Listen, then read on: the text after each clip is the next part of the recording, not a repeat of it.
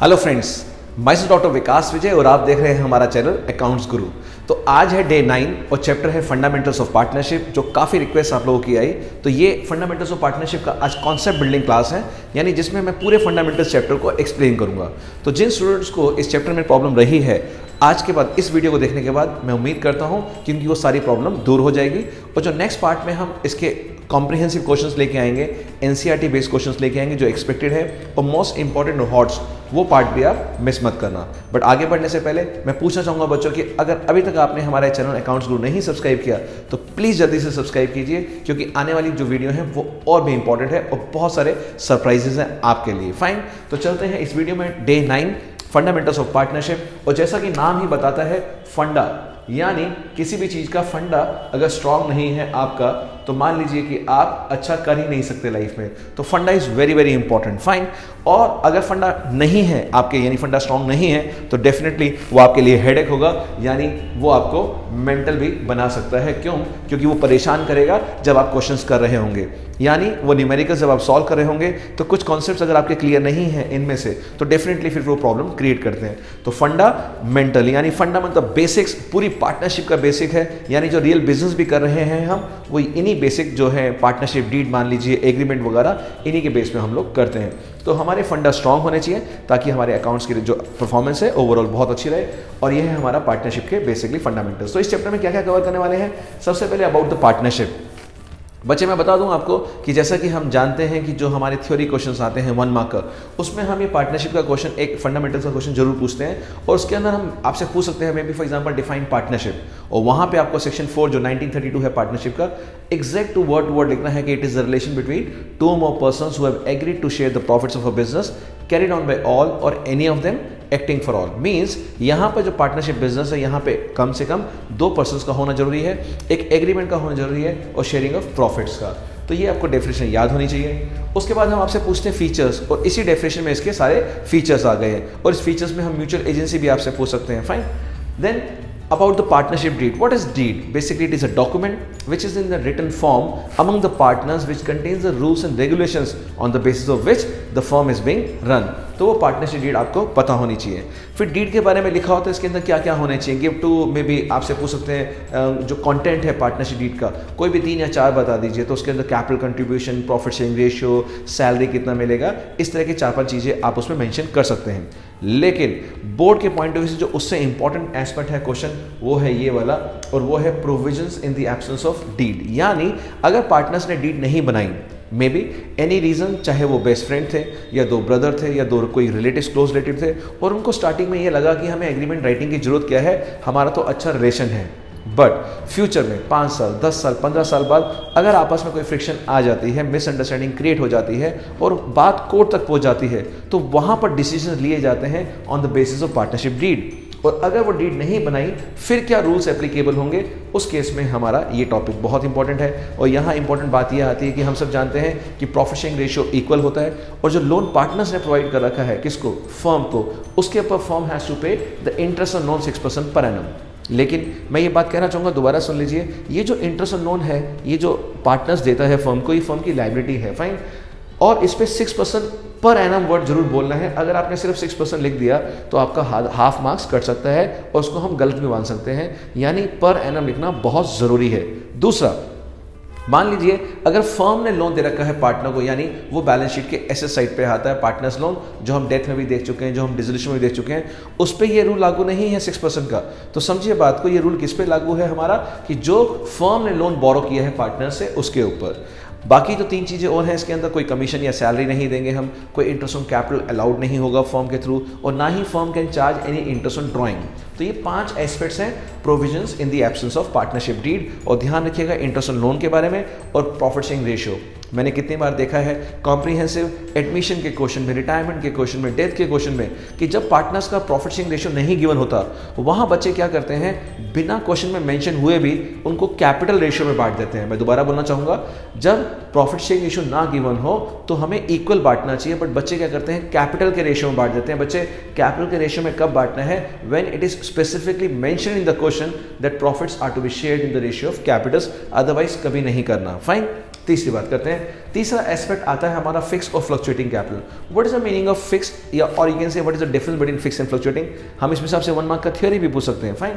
तो यहाँ पर फ्लक्चुएटिंग कैपिटल का मीनिंग क्या होता है, जहाँ पर हमने जो बिजनेस स्टार्ट किया जिस कैपिटल के थ्रू, और साल के एंड में 12 महीने के आते आते जो हमारा कैपिटल होता है क्या वो सेम रहता है? आंसर है no. And why no? Because कि जो पूरे साल की वर्किंग है, पूरे साल की जो ट्रांजेक्शन्स है, पूरे साल की जो अकाउंटिंग है, उसके बाद स्वाभाविक है कि वो जो क्लोजिंग बैलेंस है वो सेम नहीं रहेगा। बिकॉज जब हम बिजनेस शुरू करते हैं तो उसके बाद हमारे पास कोई प्रॉफिट आता है वो हमें मिलेगा, हो सकता है हमने कुछ पैसा विड्रॉ किया हो सकता है हमारे कैपिटल पे इंटरेस्ट ऑन कैपिटल मिलना हो एज पर द डीड, तो या फिर बिजनेस का प्रॉफिट शेयरिंग, प्रॉफिट या salary, commission, anything. Because of all this accounting which is done from the firm side towards partner, यानी जो भी फर्म देती है पार्टनर्स को, इन सब ट्रांजैक्शन की वजह से ये जो है कैपिटल फ्लक्चुएट करते रहते हैं, फाइन। तो यहाँ पर बनता है पार्टनर्स कैपिटल अकाउंट ओनली। लेकिन अगर हम चाहते हैं पार्टनर्स कैपिटल को फिक्स रखना, फिक्स रखने का मतलब क्या है, जैसे मैं हमेशा बोलता हूँ, मान लीजिए अगर आपके घर में बिजली काफ़ी फ्लक्चुएट करती है, फाइन, और इलेक्ट्रिसिटी, और आप चाहते हैं कि इलेक्ट्रिसिटी ज़्यादा फ्लक्चुएट ना करे, तो आप क्या करेंगे? स्टेबलाइजर लगा लेंगे, फाइन। तो स्टेबलाइजर क्या करेगा? सारी की सारी फ्लक्चुएशंस को अपने अंदर ले लेगा। सिमिलरली अगर हम चाहते हैं पार्टनर्स को फिक्स रखना, तो यहाँ भी एक स्टेबलाइजर यूज़ करते हैं, और उस स्टेबलाइजर का नाम है करंट अकाउंट। क्या नाम है? Current account. यानी फिक्स कैपिटल में सिर्फ हम ओपनिंग क्लोजिंग बैलेंस डालेंगे, इसके अलावा 2 आइटम और भी होता है। वो 2 आइटम कौन सी होती हैं? वो होता है withdrawal of capital and additional capital. यानी फिक्स कैपिटल हमेशा फिक्स रहता है एक्सेप्ट दीज 2 एक्सेप्शंस। या तो पार्टनर ने अपना कैपिटल विड्रॉ कर लिया हो, या फिर किसी पार्टनर ने साल के बीच में कुछ कैपिटल इंट्रोड्यूस किया हो, उस केस में। बट उसके अलावा सारी की सारी फ्लक्चुएशन जाती है करंट अकाउंट में। यानी अगर करंट का बैलेंस है ओपनिंग बैलेंस, तो आप लिख सकते हैं बाय बैलेंस बीडी। अगर डेबिट बैलेंस है टू बैलेंस शीट बीडी। लेकिन उसके अलावा salary, commission, IOC, profit, drawing, IOD, सब चीज़ें करंट अकाउंट में आती हैं, फाइन। तो ये ड्राइंग्स में फ़र्क है। अगर drawings in lieu of profit है या आउट ऑफ प्रॉफिट है तो वो करंट अकाउंट में जाएगी, और अगर वो ड्राइंग आउट ऑफ कैपिटल है, फ्रॉम कैपिटल है, वो जाएगी आपके कैपिटल अकाउंट में, फाइन। तो फिक्स कैपिटल अकाउंट में हम कहीं वर्ड फिक्स नहीं लिखते। बच्चे कंफ्यूज क्या होते हैं कि शायद फिक्स कैपिटल लिखा है तो शायद कोई फिक्स वर्ड लिखा होगा। नहीं बच्चे, फिक्स कैपिटल का मतलब आपके 2 अकाउंट बनेंगे, कैपिटल और करंट। जैसे कि हम देखते हैं कैश फ्लो स्टेटमेंट में एसेट के साथ हम डेप्रिसिएशन अकाउंट अलग बनाते हैं कॉस्ट मेथड में। इसी तरह से यहाँ भी 2 अकाउंट का कम्बो है, जोड़ा है कि यहाँ पर कैपिटल बनेगा और करंट बनेगा, और जब दोनों बन जाएं एक साथ तो वो फिक्स है, और सिर्फ कैपिटल अकाउंट बने तो क्या है? फ्लक्चुएटिंग। बात यह आती है, कई बार हम क्वेश्चन पूछते हैं 1 मार्क का क्वेश्चन, कि एक फर्म है उसमें कंसिस्टेंट लॉसेस हैं। In spite of consistent losses the partners capital does not show debit balance. ऐसा कब हो सकता है? यानी लगातार लॉस होने के बाद भी कब पार्टनर की डेबिट साइड कभी भी बड़ी नहीं हो सकती पार्टनर्स कैपिटल की, जबकि वो फर्म काफ़ी सालों से लॉसेस में जा रही है। तो उसका आंसर यही है फिक्स कैपिटल। क्यों? क्योंकि वो लॉसेस तो सारे करंट अकाउंट में चले जाते हैं, फिक्स में तो लॉस आते ही नहीं है, इसलिए कभी भी फिक्स कैपिटल में डेबिट बैलेंस नहीं आएगा, यानी कभी भी डेबिट साइड बड़ी नहीं होगी। But in the case of fluctuating capital आपकी डेबिट साइड बड़ी हो सकती है, यानी ड्राइंग्स बड़ी हो सकती है, ड्राइंग जो है उसकी अमाउंट बहुत बड़ी हो, लॉस बहुत ज़्यादा हो, आईओडी ज़्यादा हो। इस तरह से जो भी डेबिट साइड बड़ी हो तो हम उसका बैलेंस कहाँ आएगा? क्रेडिट साइड पे बाय बैलेंस सीडी, और उसको बोलते हैं डेबिट बैलेंस। यानी जो साइड बड़ी होती है उसके नाम से हमारा बैलेंस जाना जाता है। ये है फ्लक्चुएटिंग कैपिटल, फाइन। तो ये हम डिफरेंस प्रैक्टिकल में भी करेंगे, थ्योरेटिकल भी आपको आना चाहिए। बात आती है हमारा calculation of interest on capital and interest on drawing. सबसे पहले मैं लेना चाहूँगा आपका इंटरेस्ट ऑन ड्राइंग। सबसे पहले जो इंटरेस्ट ऑन ड्राइंग है वो उसकी कैलकुलेशन डिपेंड करती है method of drawings given in the question, यानी what mode of drawing the partner has adopted, यानी किस तरह से उसने पैसा निकाला है। It makes a difference while calculating the IOD. मान लीजिए एक पार्टनर है जो पूरे साल में सिर्फ एक ही बार पैसा निकालता है, फाइन, उसको बोलते हैं हम लमसम ड्राइंग। उस लमसम ड्राइंग के अंदर 2 सिचुएशन है, या तो डेट ऑफ ड्राइंग गिवन है या डेट ऑफ ड्राइंग नहीं गिवन। अगर डेट ऑफ ड्राइंग गिवन है फिर तो सिंपल इंटरेस्ट का फॉर्मूला है हमारा principal into rate into time upon करके हम आराम से निकाल सकते हैं, फाइन। लेकिन अगर लमसम ड्राइंग है और डेट गिवन ही नहीं है क्वेश्चन में कि पार्टनर ने पैसा कब निकाला है, अब आप क्या एज्यूम करेंगे? यहाँ ये प्रॉब्लम आती है। तो बच्चे लमसम ड्राइंग के केस में अगर आप आईओडी निकाल रहे हैं तो मैं बताना चाहूँगा वो होता है टाइम पीरियड निकालना होता है। वो टाइम पीरियड होता है average of the accounting period, यानी if the time period is not given, जो भी आपका अकाउंटिंग पीरियड है अगर 12 मंथ्स का है तो उसका एवरेज यानी हाफ ले लीजिए, हम 6 मंथ्स लेते हैं। और अगर ये बच्चे गलती करते हैं, मैं दोबारा बोलना चाहूँगा, बच्चे हमेशा लमसम का ये मतलब समझते हैं कि हमेशा टाइम पीरियड 6 मंथ्स लेना है, ऐसा बिल्कुल भी नहीं है। हमेशा याद रखिए एवरेज जो पीरियड होगा वो होगा, जो टाइम पीरियड होगा वो क्या होगा, average of the accounting period, fine. और अगर अकाउंटिंग पीरियड 6 मंथ्स का है तो फिर हमारा कितना होगा, हाफ हो जाएगा उसका 3 मंथ्स। तो लमसम के केस में अगर डेट गिवन है ड्राइंग की, फिर as per the date, as per the जो हमें निकालना है टाइम पीरियड, वो आराम से निकल जाएगा। बट डेट ना गिवन हो तब हम लेते हैं average of the accounting period. बात आती है दूसरी, क्या, जब एक पार्टनर रेगुलर ड्राइंग्स करता है, रेगुलर ड्राइंग्स का मतलब क्या होता है कि वो लगातार निकाल रहा है, सेम अमाउंट निकाल रहा है सेम टाइम इंटरवल पे, तो ये दो सिचुएशन में हो सकता है, या तो वो हो मंथली ड्राइंग यानी हर महीने निकाल रहा है, और या फिर वो हो क्वार्टरली ड्राइंग, या फिर हो हाफ ईयरली ड्राइंग। इस तरह के 3 कॉम्बिनेशंस बनते हैं इसके अंदर। तो पहले हम लेना चाहेंगे क्या, मंथली ड्राइंग्स को, फाइन।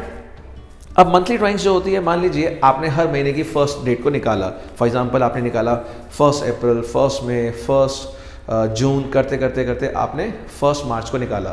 तो मेरा ये कहना है कि जब मंथली ड्राइंग हो तो याद रखिएगा 2 चीज़ों का, एक तो अमाउंट सेम होनी चाहिए, दूसरा परसेंटेज जो हमारा टाइम गैप है वो टाइम गैप भी सेम होना चाहिए, यानी अमाउंट भी सेम हो और टाइम गैप भी सेम हो। यानी कोई अगर एक पार्टनर विड्रॉ करता है अपनी फर्म में से 2000 पर मंथ, सो 2000 पर मंथ कब लेगा, 1 अप्रैल को, 1 मई को, 1 जून को, 1 मार्च को, तो पूरे साल की ड्राइंग मिला के कितना हो गया, यस 24,000।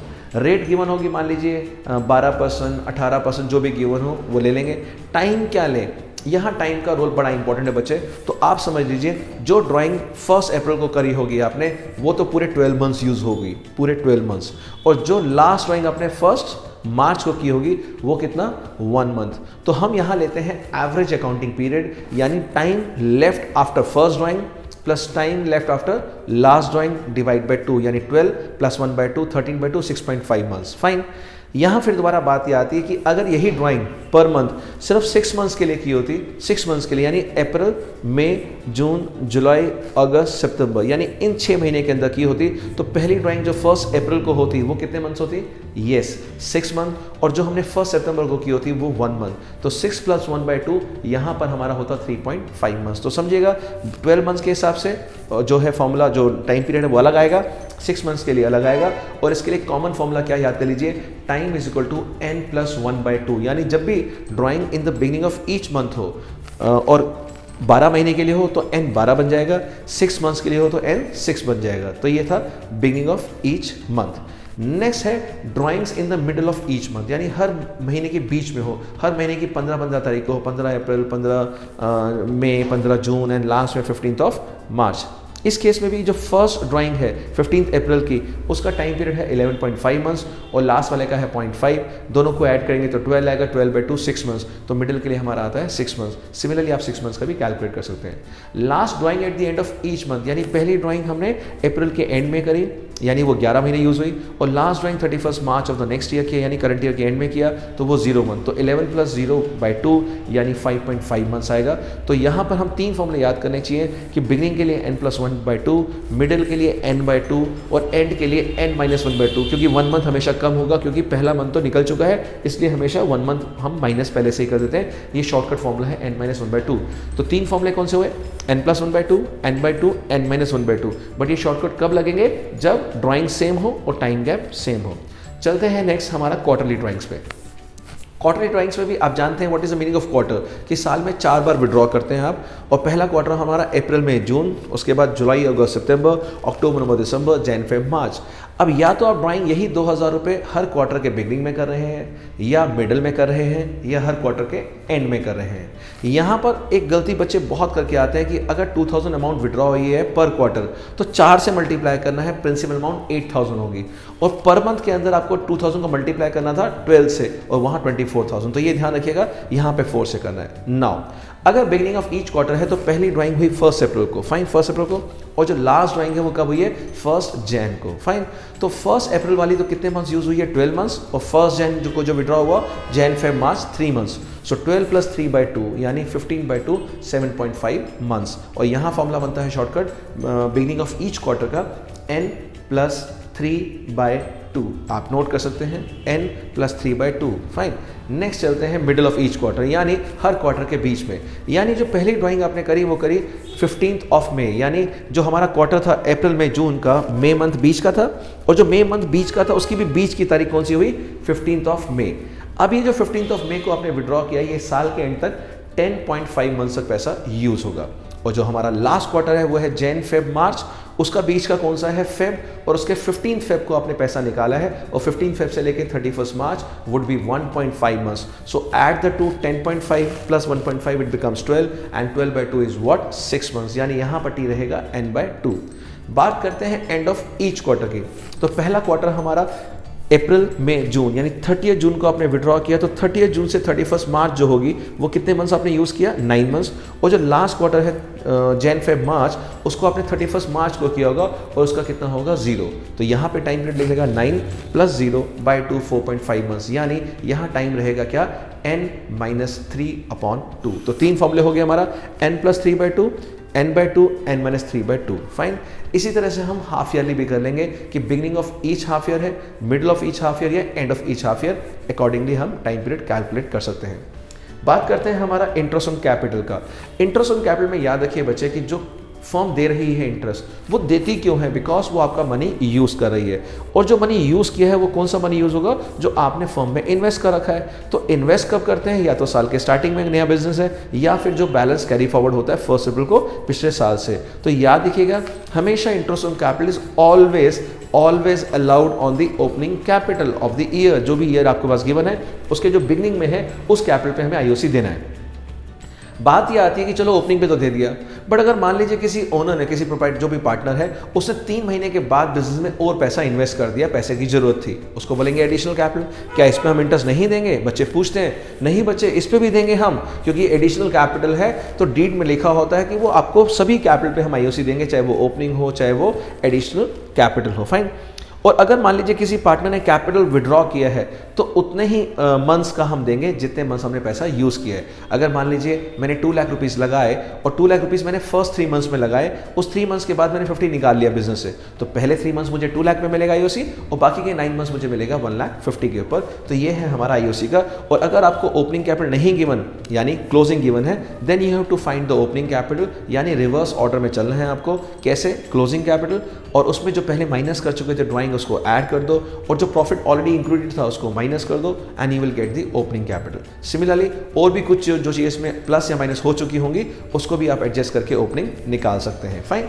नेक्स्ट बात करते हैं profit and loss appropriation account की, और ये बहुत ही इंपॉर्टेंट है प्रॉफिट लॉस एप्रोप्रिएशन अकाउंट का कॉन्सेप्ट, बिकॉज कि यहाँ पर बहुत सारी एम्बिग्यूटी है, बहुत सारी कन्फ्यूजन है कि अगर मान लीजिए नेट लॉस गिवन है तो क्या प्रॉफिट लॉस एप्रोप्रिएशन बनेगा?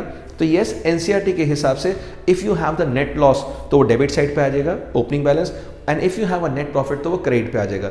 देखिए प्रैक्टिकली मैं आपको बता दूं, प्रॉफिट लॉस एप्रोप्रिएशन अकाउंट कुछ भी नहीं होता, to be very honest, because it is just an extension of PNL account. यानी मेरी खुद की पार्टनरशिप फर्म है, मेरी खुद की प्राइवेट लिमिटेड कंपनी है, और हमने कहीं भी इस प्रॉफिट लॉस एप्रोप्रिएशन को बनते नहीं देखा। बट क्योंकि हम थियोरेटिकल पढ़ा रहे हैं और बच्चों को हमें डिफरेंस बताना है चार्ज और एप्रोप्रिएशन में, यानी चार्ज होता है एक्सपेंस और एप्रोप्रिएशन होता है डिस्ट्रीब्यूशन ऑफ प्रॉफिट, तो उसको समझाने के लिए हमें एप्रोप्रिएशन थियोरेटिकली बताना पड़ रहा है, बट प्रैक्टिकली नहीं होता। इसलिए यहाँ पर हम बेस मान रहे हैं एनसीईआरटी को, बिकॉज की जो मार्किंग स्कीम होती है वो नॉर्मली हम एनसीईआरटी को प्रेफरेंस देते हैं कि क्या लिखा है हमारी एनसीईआरटी की बुक्स में। तो नेट प्रॉफिट अगर है तो प्रॉफिट लॉस एप्रोप्रिएशन बन जाएगा, नेट लॉस है तो उसका ओपनिंग बैलेंस डेबिट में आ जाएगा। ठीक है।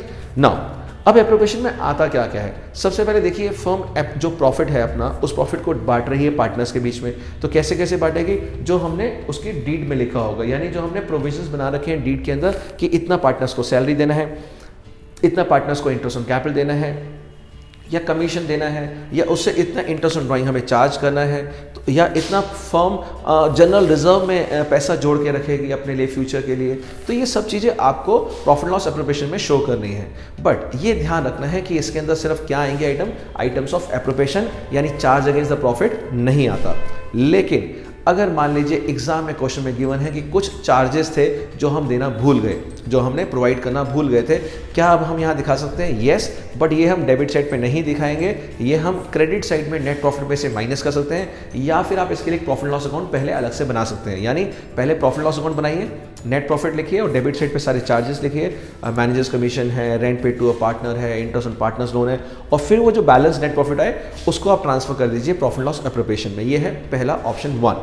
ऑप्शन 2, क्योंकि आंसर लंबा हो जाएगा, टाइम लगेगा, एक ऑप्शन 2 जो सीबीएसई एक्सेप्ट करती है वो है कि जो गिवन नेट प्रॉफिट है उसी में से आप क्रेडिट साइड पे प्रॉफिट लॉस एप्रोप्रिएशन अकाउंट में क्रेडिट साइड पे उस नेट प्रॉफिट में से माइनस कर दीजिए manager commission, rent paid to partner and interest on partners loan. और यहाँ पे मैंने एक न्यूमेरिक टेक्निक बनाई जो अक्रॉस इंडिया फेमस है, और जैसा मैंने कहा कि लोगों ने कहना शुरू कर दिया कि you are the founder of accountancy in numerics, तो I really feel proud and honoured for this honour that MRI जो मैंने निकाला वो इस समय अक्रॉस इंडिया क्या कहते हैं, एमआरआई मीन्स एम से मैनेजर कमीशन, आर से rent paid to a partner and I से इंटरेस्ट ऑन पार्टनर्स लोन। ये तीनों के तीनों एमआरआई कॉन्सेप्ट नेट प्रॉफिट से माइनस हो जाएंगे। ये तो एमआरआई से आपको बहुत जल्दी याद होगा, क्योंकि जो बच्चे याद नहीं रख पाते थे, मैं मजाक में बोलता था कि आपको इतनी चीज़ याद नहीं हो रही कि नेट प्रॉफिट से कौन से चार्ज माइनस होने, तो जाके अपने दिमाग का एमआरआई करा लो और एमआरआई से ही हमारी तीनों आइटम याद हो जाएंगी and then you will get the divisible profit, और प्रॉफिट बढ़ जाएगा। बात यह है कि जो इंटरेस्ट ऑन पार्टनर्स लोन है ये जाता है लोन अकाउंट में, ये पार्टनर्स कैपिटल में नहीं जाता। जो rent paid to a partner है वो भी पार्टनर्स कैपिटल अकाउंट में नहीं जाएगा। वाई? बिकॉज ये भी बहुत क्वेरी उठती है। तो ये पार्टनर को जो रेंट दिया है it is not paid in the capacity of a partner, it has been paid in the capacity of a landlord. तो समझिए rent paid to a partner partners capital में नहीं जाएगा, ये चीज आप नोट कर लीजिए अलग से। आगे चलते हैं, तो ये प्रॉफिट लॉस एप्रोप्रिएशन का कॉन्सेप्ट है और इस कॉन्सेप्ट को हम यूज करेंगे आगे गारंटी में भी, पास एडजस्टमेंट में भी। फाइन, तो ये कॉन्सेप्ट के जब हम न्यूमेरिकल्स कराएंगे बहुत अच्छे अच्छे न्यूमेरिकल्स लेके आएंगे आपको इसके लिए, क्योंकि वहां पर calculation of manager commission, before charging, after charging, इस तरह की चीजें कॉन्सेप्ट काफी आती है। नाउ अब चलते हैं पास एडजस्टमेंट, और ये बच्चों को पास एडजस्टमेंट मैं आपको बता दूं, ये नॉर्मली हम एक्सपेक्ट करते हैं कि इस साल जो हम फंडामेंटल्स के क्वेश्चन देने वाले हैं वो 2 क्वेश्चन आएंगे चॉइस में आएंगे आपको 6 मार्क्स के, और 1 मार्क की थ्योरी आएगी इसमें से। तो नॉर्मली हम गेस करते हैं कि ये 2 पार्ट पास एडजस्टमेंट्स और गारंटी ये आप अच्छे से करके जाएं, बिकॉज 6 मार्क्स का चॉइस इसमें से हम एक्सपेक्ट करते हैं। चॉइस देखिए कुछ भी आ सकता है, बट ये जरूर अच्छे से करके जाएंगे। पास एडजस्टमेंट है क्या? बेसिकली ये कॉन्सेप्ट उठाया गया है हमने क्लास 11 का रेक्टिफिकेशन ऑफ एरर वाला कॉन्सेप्ट है, यानी हमसे कुछ गलतियां रह गई। अब गलती को देखिए, बीइंग अ ह्यूमन बीइंग, जल्दबाजी में कई बार हमारा ध्यान नहीं होता, ठीक है, या कई बार कोई कॉन्सेप्ट हमें नहीं आता, उसकी वजह से अकाउंटिंग में हम भी गलती कर देते हैं। तो उसका तरीका क्या है? उसको रेक्टिफाई करना पॉसिबल है, येस, और उसके लिए हम रेक्टिफाइंग एंट्री पास करते हैं इन the beginning of the next year, यानी करंट ईयर के स्टार्टिंग में। यानी हम कोई कटिंग तो अलाउ है नहीं, तो यहाँ करना क्या है, एडजस्टमेंट एंट्री पास करनी है। और उसका कॉन्सेप्ट क्या रहेगा? सिर्फ एक ये कि जिस भी पार्टनर को फर्म ज़्यादा दे चुकी है अमाउंट, यानी वो पार्टनर बेनिफिट में है, उससे हमें वापस लेना है। और जब वापस लेना है तो क्या करेंगे? इसके पार्टनर्स को हम डेबिट करेंगे।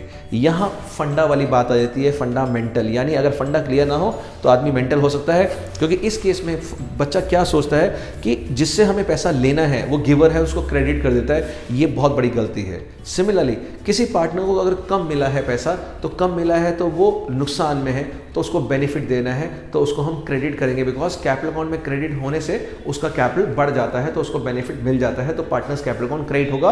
और यहाँ पर मैं बताना चाहूँगा कि पार्टनर्स को क्रेडिट कर रहे हैं, और कुछ बच्चों को जब मैं पूछता हूँ ये वाली बात कि बताइए मैं पार्टनर को 2000 रुपये दे रहा हूँ, बताइए डेबिट होगा या क्रेडिट होगा, तो वहाँ बच्चे बोलते हैं सर डेबिट होगा because he is the receiver. यहाँ सारे कॉन्सेप्ट क्लियर होने वाली बात है। और यहाँ कॉन्सेप्ट ऑफ कैपिटल अकाउंट आपको याद होना चाहिए, कैपिटल अकाउंट बना के, कि क्रेडिट साइड पे वो आता है जिनसे कैपिटल बढ़ता है, और डेबिट साइड पे वो आता है जिनसे कैपिटल कम होता है। तो पास एडजस्टमेंट में हम जो भी कुछ करेंगे, एग्जांपल करेंगे लाइक ओमिशन ऑफ आईओसी, यानी आईओसी देना भूल गए। अब आईओसी देना भूल गए, उससे क्या हुआ? फर्म का प्रॉफिट बढ़ गया होगा, because profit and loss appropriation के अंदर हमने देखा कि डेबिट साइड पे आईओसी आता है, तो अगर आईओसी नहीं दिया तो डेबिट साइड कम हो गई, एक्सपेंस वाली, यानी जो हमारे पार्टनर्स को जो हमें देना था वो कम हो गया, तो प्रॉफिट हमारा डिविजिबल बढ़ गया होगा। तो गलती क्या हुई? हम क्या सोचते हैं, ओमिशन ऑफ आईओसी सुनते ही हमारे माइंड में क्या आता है कि फर्म ने फ्रॉड किया है, फर्म ने चीटिंग करी है। नहीं बच्चे, ऐसा कुछ नहीं है, बस अकाउंटिंग ट्रीटमेंट गलत कर दी है। यानी जो चीज़ आईओसी की तरह बढ़नी चाहिए थी वो चीज़ हमने कैसे बांट दी? एज अ प्रॉफिट बांट दी। तो कंपेयर करना, भैया तुम्हें आईओसी की तरह ऐसे मिलना चाहिए था, तुम्हें प्रॉफिट इतना मिल गया, तो पूछिए भैया किसको ज़्यादा मिल गया? वो बहुत खुश था, तो उसकी खुशी ज़्यादा देर तक नहीं रहेगी। क्यों? उसके अकाउंट से हम निकाल लेंगे, डेबिट कर देंगे। और जो मेरा नुकसान में था, बेचारा रो रहा था, वो ज़्यादा दिन तक परेशान नहीं रहेगा। क्यों? उसके अकाउंट में हम पैसे क्रेडिट कर देंगे। छोटा सा गेम है, एक गेम मान लीजिए, जिसको ज़्यादा मिले उसको डेबिट करना है, जिसको कम मिला उसको क्रेडिट करना है, सिंपल सी बात। और गलतियाँ किस तरह से हो सकती है? ओमिशन ऑफ IOD, किसी से IOD लेना भूल गए, अब लेना भूल गए तो उस पार्टनर को फ़ायदा हो गया। इसी तरह से हम करेंगे ओमिशन ऑफ सैलरी, कमीशन, या फिर हम ऐसा भी कर सकते हैं कि जो IOC है वो गलत रेट पे दे दिए गलती से हमने, यानी किसी को IOC हमने देना था 9% पार्टनर्स को, और उस साल हमने गलती से 12% में बांट दिया, या 12 देना था और गलती से 9% दे दिया। तो ये भी गलतियां होगी इस तरह की, जो हम डिस्कस करेंगे पास्ट एडजस्टमेंट में। और फंडा यही रहेगा क्या, कि जिसको ज़्यादा मिल गया उससे डेबिट करना है, और जिसको कम मिला उसको क्रेडिट करना है, और इसी दायरे में हमारा पास्ट एडजस्टमेंट रहेगा। तो यानी पास्ट की मिस्टेक को ठीक करेंगे with an adjustment entry and with some working notes. चलते हैं लास्ट टॉपिक पर। टॉपिक का नाम है गारंटी ऑफ मिनिमम प्रॉफिट। ये कॉन्सेप्ट है कि अगर कोई नई फर्म बन रही है और वो अपनी गुडविल को, अपनी रेपुटेशन को मेंटेन करने के लिए, या कस्टमर्स को अट्रैक्ट करने के लिए उसी इंडस्ट्री के किसी फेमस पर्सन को, उसी प्रोफेशन के किसी फेमस पर्सन को अपना पार्टनर बनाना चाहे, बट वो नया पर्सन घबरा रहा है कि भाई मैं तो अकेला बहुत अच्छा काम कर रहा हूँ, मैं आपकी नई फर्म को क्यों ज्वाइन करूँ, आपकी फर्म ज्वाइन करूँगा तो आप तो डूबेंगे और साथ में मेरे को भी लेके डूबेंगे। तो उसको विश्वास दिलाने के लिए, ट्रस्ट दिलाने के लिए हम उससे कहते हैं भैया ये बताइए आप क्या उम्मीद करते हैं, चलिए हमारा काम चले या ना चले, बट आप हमसे क्या एक्सपेक्ट करते हैं कि कितना मिनिमम अमाउंट हमसे आप लेंगे हर साल। ईयरली गारंटी होती है यहाँ पर, मंथली नहीं, ईयरली। अगर 6 महीने का बिजनेस है तो फिर 6 महीने की गारंटी, अगर आपने बिजनेस साल के बीच में शुरू किया है। अदरवाइज एनुअल गारंटी होती है। यहाँ वो एनुअल गारंटी मान लीजिए किसी पार्टनर को हमने दे दिया 25,000 का, फाइन, लेकिन इस साल बिजनेस करने के बाद उसका शेयर आया 20,000, तो गारंटी अमाउंट थी 25,000 और एक्चुअल प्रॉफिट 20,000, तो डिफरेंस कितना हुआ? 25 और 20 में 5,000 का डिफरेंस हुआ। This is known as deficiency. और ये डेफिशिएंसी कौन बियर करेगा? जिस पार्टनर ने गारंटी दी है। अगर ए और बी दोनों ने गारंटी दी है तो दोनों देंगे। कौन से रेशियो में? If nothing is mention in the old ratio, से फॉर एग्जांपल 3:2 था उसी में, या फिर स्पेसिफिकली रेशियो मेंशन है कि वो डेफिशिएंसी या तो इक्वल बॉन्ड करेंगे, वो डेफिशिएंसी 2:1 में करेंगे, सो वो डेफिशिएंसी उसी रेशियो में डिवाइड हो जाएगी। अगर किसी एक ही पार्टनर ने उस डेफिशिएंसी को बॉन्ड करने की जिम्मेदारी ली है, तो अगर ए है, अगर ए ने कहा है कि सारी डेफिशिएंसी मैं दूंगा तो फिर वो ए ही दे देगा, अगर बी ने कहा है तो फिर वो बी दे देगा, फाइन। इस तरह से हम करेंगे इसके अंदर। और रिवर्स गारंटी भी करेंगे कि जहां पार्टनर ने फर्म को गारंटी दे रखी है कि मुझे पार्टनर बना लीजिए और मैं हर साल आपको इतना अमाउंट कमा के दूंगा, और नहीं कमा के दूँ तो डेफिशिएंसी आप मुझसे रिकवर कर सकते हैं, और उसकी एंट्री हम बनाते हैं partners capital to profit loss appropriation, यानी प्रॉफिट लॉस एप्रोप्रिएशन अकाउंट में जो नेट प्रॉफिट गिवन होता है उसमें हम ये प्रॉफिट और ऐड कर देते हैं। ये ऐसा इस टॉपिक के अंदर कॉन्सेप्ट है। तो चलते हैं, ये था हमारा concept building class. I hope आपको अच्छी लगी होगी। और उन सभी बच्चों को जो रिक्वेस्ट थी, जिन्होंने इस फंडामेंटल्स के लिए रिक्वेस्ट किया, ये पूरा कॉम्प्रिहेंसिव मैंने कॉन्सेप्ट बिल्डिंग क्लास आज ली है। इसकी जो डिटेल होगी वो अगले पार्ट्स में होगा, उनको भी मिस ना कीजिएगा। और बहुत ही इंपॉर्टेंट क्वेश्चन NCERT बेस्ड, इंपॉर्टेंट हॉट्स और जो क्वेश्चन एक्सपेक्टेड हैं वो सभी मैं लेके आने वाला हूँ अगले पार्ट में। बट उसके लिए आपको हमारा चैनल सब्सक्राइब करना पड़ेगा ताकि वो वीडियो आप मिस ना करें, और जो ब्लैक कलर की बेल है उसको भी क्लिक कर दीजिए, क्योंकि डायरेक्टली इसकी नोटिफिकेशन अगली वीडियो की आपको मिल जाएगी। सो आई होप अगर अच्छी लगे तो आप थम्स अप कीजिएगा, कमेंट लिखिएगा कैसा लगा, और वेट कीजिए अगली वीडियो के लिए, और शेयर कीजिए उन सभी दोस्तों के साथ, उन सभी स्टूडेंट्स के साथ जिनको इस चैप्टर में प्रॉब्लम है और जिनका मन है कि वो बहुत अच्छा करें आने वाले 30 डेज में। और जो ये हमारा 21 डेज का चैलेंज है, 1 डे बाय डे हम आप एक टॉपिक लेके आ रहे हैं आपके लिए, बट एक्सक्लूसिव है इसी चैनल पे वो क्वेश्चंस जो आपको कहीं नहीं मिलेंगे, ये मैं आपको एश्योर कर सकता हूँ। तो बनिए रहिए हमारे साथ और शेयर कीजिएगा अपने दोस्तों के साथ, because sharing is caring. Thank you, bye bye.